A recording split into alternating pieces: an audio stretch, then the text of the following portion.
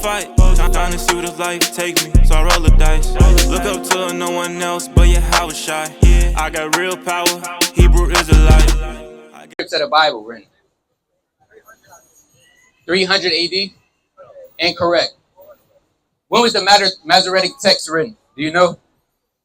We talking BCE, before Christ.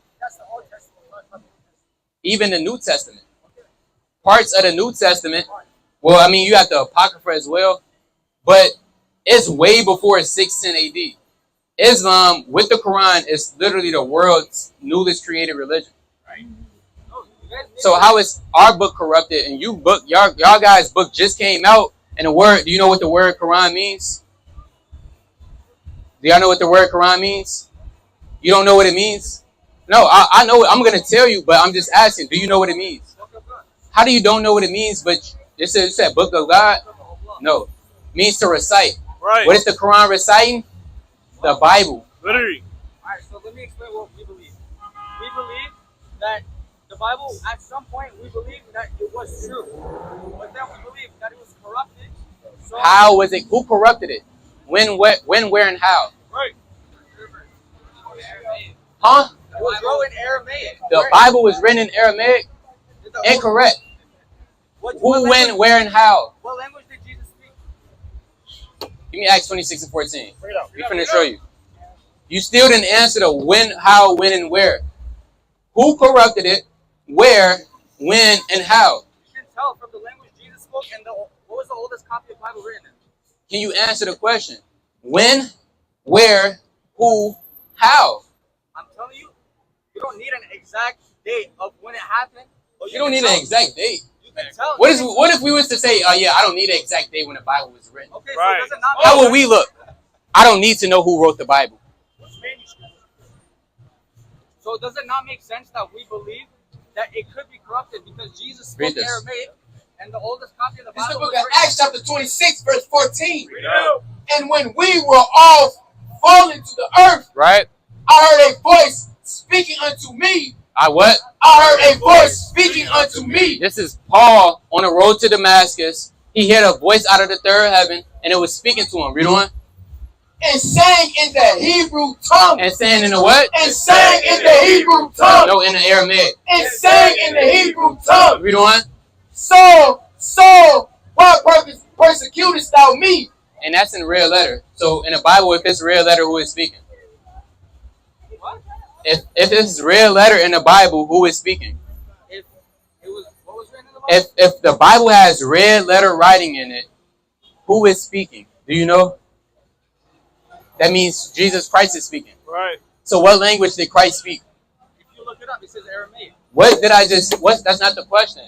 What language, according to the Bible, did Christ speak? According to the Bible, I guess There you go, Hebrew. That's what it just said. So where you getting, you going off something that scholars, who is speaking to him? A voice. Who is that voice? I don't know. Read this again.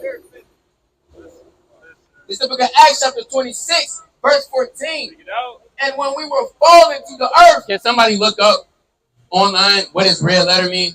Read on. when we were fallen, when we were, it's like, this the book of Now, because Acts. we got to, they might not know, we got to go over this stuff. This is the book of Acts chapter 26, verse 14. Figure it out. And when we were all fallen to the earth, I heard a voice speaking unto me and sang in the Hebrew tongue, Right? Saul, Saul, why persecutest thou me? Now you might say, well, who is this voice? It's not Christ. Let's find out. Read on. It is hard for thee to kick against the prince. And I said, who art thou, Lord? He said what? Who art thou, Lord? Who is this voice? Who art thou, Lord? Read on.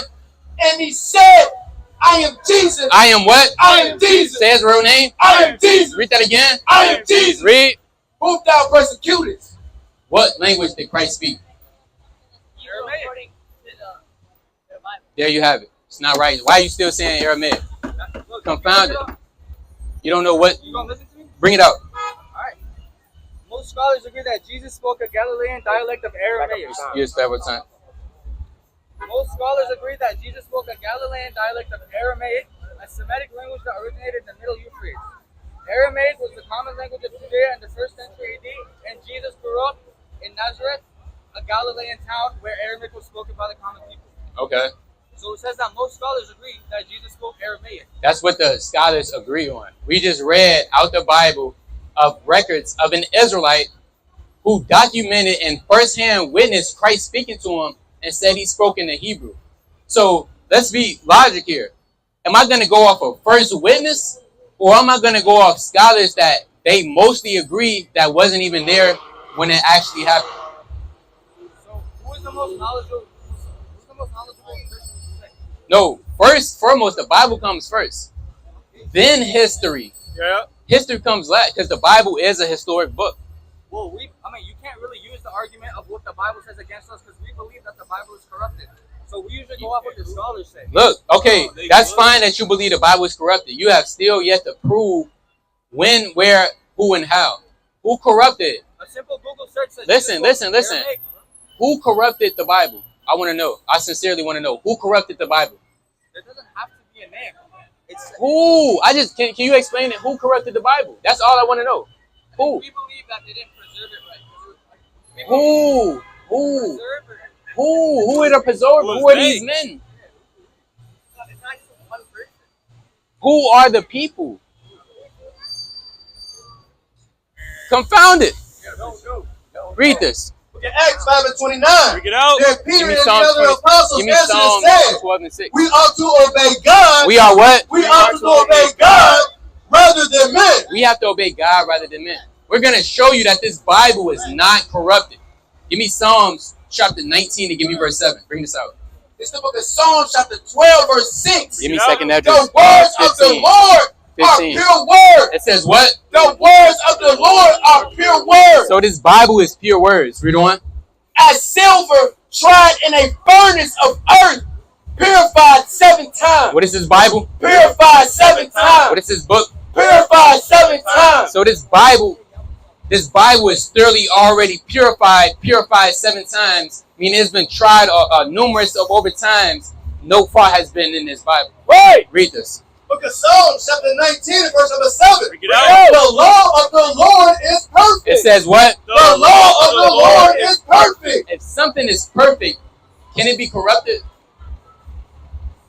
So if this book is perfect, how is it corrupted? It says in your own book that it's perfect. You still, that's not the question. If something is perfect, that means it cannot be corrupted, correct? So if this Bible, if the authors of it is saying it's perfect, how can it be corrupted? Show me somewhere in the Bible where there's a corruption and I will believe. Read on. The testimony of the Lord is sure, making wise the simple. See that? So this book is perfect, no faults at all. Give me second address, 15, 1, on down. We'll wait. Because if you do try to pull up something, it's going to be forever. You're not going to just pull up something immediately. Read this. Book of 2nd Ezra chapter 15 from the top. Bring it out. Behold, speak thou in the ears of my people the words of prophecy, Right? which I will put in thy mouth, says the Lord. And this Bible, if you read it, it's full of prophecies. Right. From the prophets. Right. Isaiah, Jeremiah, Ezekiel, Daniel, Hosea, Nahum, Micah, Haggai, Zechariah, Amos. Read on. And cause them to be written in paper, for they are faithful. For they are what? For they are faithful. What the Lord say? For they are faithful. Read on. And true. And what? And true. And false. And true. And corrupted. And true. Alright, so over here, on Genesis 30-30, it says, I have seen God face to face, and my life is preserved. And then in John 1:18 it says, no man has seen God at any time. Right. So does What that is not it? sound like a contradiction? We're going to show you that that's not a contradiction. Give me John chapter 5 and give me verse 37. What does the word God means? The Creator? No. What is the... You study Aramaic, correct? You don't study Aramaic? Aramaic? So you believe in a book that was the Quran written in Aramaic? Arabic. Arabic? Yeah. So you study Arabic. I don't study in Arabic myself. I don't speak Arabic. What I language do you have? Okay, are you understanding in different languages and different words what they mean? Well, I know a few words here and there. I'm not an Arabic speaker myself. I can read it, but then I generally, if I want to understand it, I read it in English. Okay, what does the word God mean? The creator. No.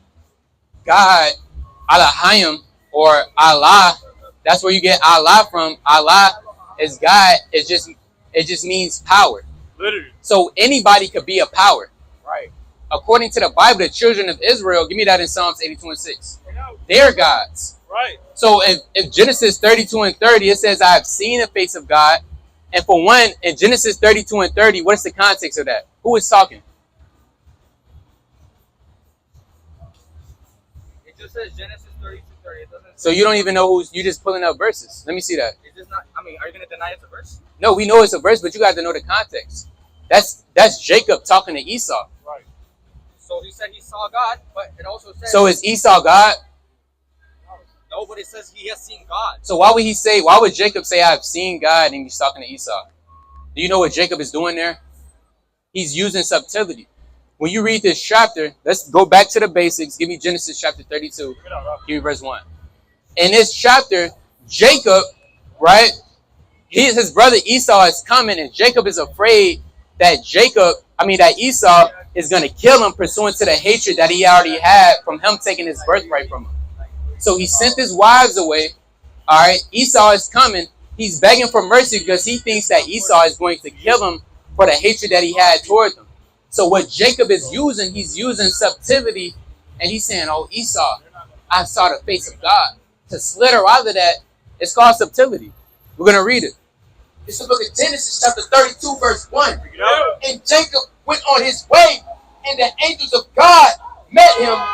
And when Jacob saw them, he said, this is God's host. And he called the name of that place Mahanaim. And Jacob sent messengers before him to Esau his brother unto the land of Seir and the country of Edom. And he commanded them, saying, thus shall ye speak unto my lord Esau. My what? My lord Esau. So we already know Jacob's using subtlety. He calling him his lord out of respect and honor. Read on. Thy servant Jacob saith thus, I have sojourned with Laban and stayed there until now. Y'all about to go? We giving the answer right now. Read on. And I have oxen and asses, flocks and men servants and women servants. Right. And I have sent to tell my Lord that I may find grace in thy sight. So because he's passing over this country. So he's going to have to meet Esau anyway. He's sending them gifts so he could pass over in his sight. Jump down to verse 7. Verse 7. Then Jacob was greatly afraid and distressed. It says what? Then Jacob was greatly afraid and distressed. Now, why was Jacob afraid? Do you know? Jacob was afraid because Esau said, no, cannot pass over. So if somebody is afraid, if you're afraid of somebody, are you going to come at somebody bold, or are you going to kind of come timid and humble? What are you going to do? Humble. This is what Jacob is doing before his brother. Again, this all ties into the verse that you're about to bring out. Read on. And he divided the people that was with him in the flocks and herds and the camels into two bands, and said, if Esau come to the one company and smite it, then the other company which is left shall escape. So that we know that Jacob in his mind, he think that Esau is coming to kill him. So this is why he's doing what he's doing. Now, you read Genesis 32 and 30, correct? Jump down to verse 28. Let's get to the point. Verse 28. And he said, thy name shall be called no more Jacob, right? But Israel. Right. For as a prince hast thou power with God and with men, it has prevailed. Read on. And Jacob asked him and said, tell me, I pray thee, thy name. And he said, wherefore it is that thou doest ask after my name. And he blessed him there. Read on. And Jacob called the name of the place Peniel, for I have seen God face to face. Why? What? For I have seen God face to face. Who is he talking to? We just read in the chapter above, he was talking to Esau. Jacob wrestled an angel, correct? Jacob wrestled an angel. We just read this. You know that story, right? Who is he talking to? Is he calling this angel God? Read it again. They're not getting it. And Jacob called the name of the place Peniel, for I have seen God face to face, and my life is preserved. Who is he talking about?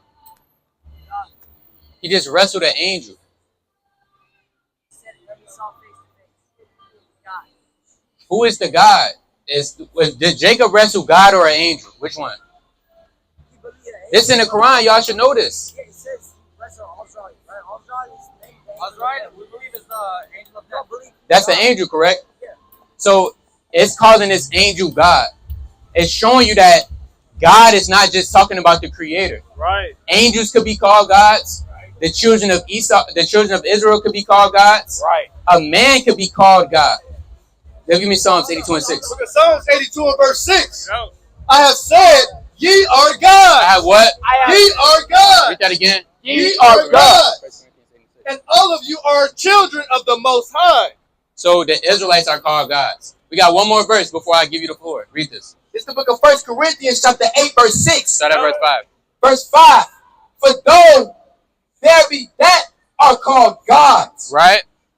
whether in heaven or in earth, as there be gods many, As there be what? as there be gods many, and lords many. Right? But to us there is but one God, the Father. The what? The Father. The what? The Father. The one? The Father, of whom are all things, and we in him, and one Lord, Jesus Christ, by whom are all things, and we by him. See that? So you have gods, which just means the powers, and then you have the Most High God, which is a different word in the Hebrew or in the Aramaic or in the Arabic. What does that word? So hold on. Before you say what you gotta say, how is that a contradiction? Because you said a man could be God, right? Yes. So why does it say no man has seen God? What God is that talking about? Is that talking about a angel God or a man God, or is that talking about the Most High God? Isn't there one God? Read verse 5 again. It's the book of 1 Corinthians chapter 8 and verse 5. No. For though there be that are called God. Right? Listen. For though there be that are called gods, whether in heaven or in earth, Right? as there be gods many. What the Lord say? As there be gods many. If I say Gods, gods, what does that word mean? More than one God? So are there more than one God? According to that, yes. So you just answer your question. But outside of those gods with our lesser powers, you have one true creator, which is Yahweh. He's the Most High God. You have different other gods, angels and demons, powers. Then you have the Most High God, which is the highest of all other gods. Right. You have the idols of the nations, which are gods. You got a point? So what the brother is trying to tell you, when you read the Bible, when you read the Holy Scripture, you have to read everything within the text or within context. If you don't read it in context, you're not going to understand the Bible. If you don't read it precept upon precept, your whole mind is going to be jammed up like you are right now. You confounded. What you want to say? So, what we believe about God, and in Arabic, we have the word Allah, right? That is our word for God, right? We don't have to be our word for God, right? Right, that's our word for God, right? Y'all get that in Arabic, right? So, in our book, which is the Quran, right? The Muslim book, our book says, say is Allah the one. Right. That there's one God, Right. Allah who summons, Allah is eternal and absolute, right? That means like he was born, he was there. He's absolute, there's one, right? So Allah was born? He was not born. Okay. That means none is born of him, nor was he born. He does not have children, and he was not born.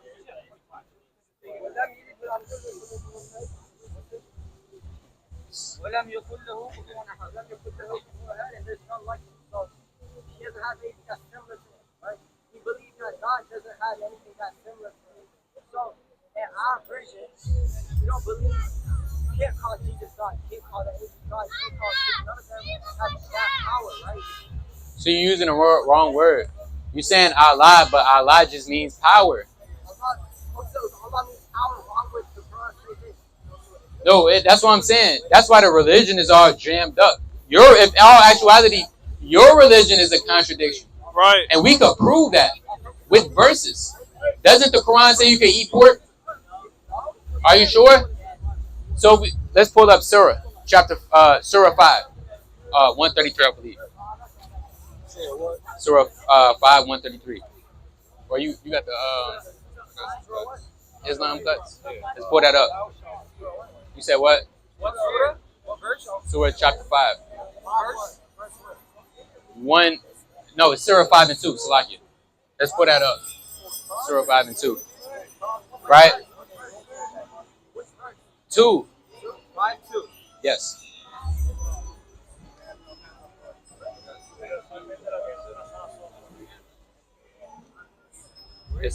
It's a surah in the 5th chapter as well. You got it?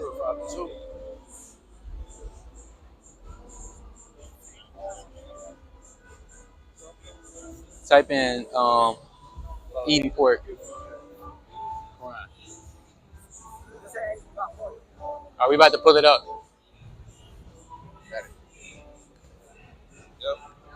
Yep. Pull it up. This is Surah 2 and 173.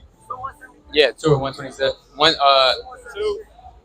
2 1. 2 and 173. Okay, 2 1 and 73. All right, that's on my part.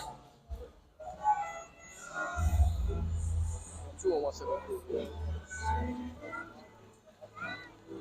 2 and 173. We're gonna read it. And it reads from the top, He has only forbidden you to eat carrion, blood, swine, and what is slaughtered in the name of any other than Allah. But if someone is compelled by necessity, Meaning somebody is forced, neither driven by desire nor exceeding immediate need, they will not be sinful. Surely Allah is all forgiving, most merciful. So what it's saying is, you can't eat pork, but if you really need it, or you're forced, or you need it in need, you can eat it. Is that what your Quran? It didn't say that. So if you're about to listen, if you're about to die, can you eat pork according to the Quran? That's the only resource I have, yes. So you just said you can't eat pork at all. Yeah, but that's not alive. Give me 2 Maccabees 7 and give me verse 1. We finna show you according to the Bible, you can't eat pork even if you finna die, man. That's the problem with Islam. That's contradiction. How you gonna say, no, listen. How you gonna say you gotta refer to the old book in the Torah? In the Torah, y'all have to believe in the Torah. That's what the Quran says. But listen. You have to believe in the Torah. You might not be able to believe in the prophets or the Apocrypha or the New Testament, but according to the Quran, you have to subscribe to the Torah. That's what it says. In the Torah, listen. In the Torah, it says you cannot eat pork at all. Plain and simple. The Quran says you can't eat pork unless it's the only resource or you're forced. We're finna show you, according to the Bible, our forefathers who was forced to eat pork and on their deathbed and still didn't decide to break the commandments of the Most High. Bring this out. And give me Sirach 15 and 20. This is the book of 2 Maccabees, chapter 7, verse 1. Bring it out. It came to pass also that 7 brethren with their mother was taken and compelled by the king against the law to taste swine's flesh. To what? To taste swine's flesh. What did they try to force our forefathers to do? To taste swine's flesh. Read on. And were tormented with scourges and whips. But one of them that spake first said thus, What wouldst thou ask or learn of us? Right? We are ready to die. We are what? We are ready to die. No, we gonna eat pork. We are ready to die. It's the only thing on the earth. We are ready to die. Read. Rather than to transgress the laws of our fathers. And that's why Islam is finished, man. Because you can still eat pork after the Lord just said you can't eat it. After our forefathers said, hey, we are willing to die. Hey, do you know that I would rather die than to eat pork? No, you wouldn't. Yes, I would. No, you wouldn't. Yes, I would. You just, according to the Quran, you just said you could eat it. Are we telling you something that I would? You just lying. Read this. How? Look at that right. Chapter 15, the verse number 20. Pick it out. And it reads, He has commanded no man to do wickedly, neither has he given any man license to sin. License of what? License to sin. What did the Most High do? License to sin. Hey, the Most High didn't give us license to sin, but guess what Allah did to y'all? He gave y'all a damn license to go ahead. It doesn't. Let's look up what Dorba means. Let's see if it means to tap or to strike. This Dorba, see, this is the Islam scholar. What does Dorba mean? Daraba means to lightly tap. And why does Allah say to lightly tap in war? Because the word to attack your enemy in war was daraba. So you can't say it means lightly tap and you lightly tap your enemy too. Which one is it? Lightly tap or That's 39 different translations. Wait, hold on. If I say, and if the Quran says you could you put the door by your enemies in war, what does that mean? You could tap your enemies in war? 39 different translations. No, that's not the question. Stop running away from the question. There's different contexts. Stop. If I ask a question, please answer that. Any question you have, I will answer that. I would like that you had the same respect. I'm listening to you when you wanted to give context. No, you're not. I'm listening to you. What you're not getting, if I ask a question, please answer it. Because if you ask a question, I'm going to have the same respect for you and answer your question. Do not. No, if I ask a question, do not answer it, because it's what it's doing is, for one, you're running and it's very disrespectful and annoying. So if the Quran says you're supposed to daraba in war, what does that mean? Does it mean you're supposed to lightly tap in war? It doesn't. So what does it mean when it says you could daraba your wife if she's rebellious? How are you going to tap your wife if she's rebellious? There's 39 different translations of the word daraba. So if it's 39 different translations, that means the Quran is correct.